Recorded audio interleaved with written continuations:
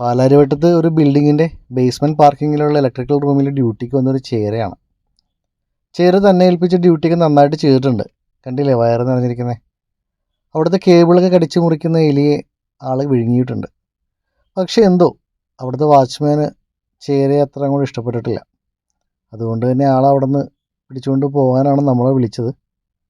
പക്ഷേ അവസ്ഥ ഇങ്ങനെയാണെങ്കിൽ ചേരയുടെ ഒഴിവിലേക്ക് വല്ല അണലിയും ചാർജ് എടുത്തേക്കും എന്ന് നമ്മൾ പറഞ്ഞതനുസരിച്ചിട്ട് തൽക്കാലം ചേരയ്ക്ക് ട്രാൻസ്ഫർ കൊടുക്കണ്ട, അവിടെ തന്നെ വിടാനായിട്ട് തീരുമാനമായിട്ടുണ്ട്.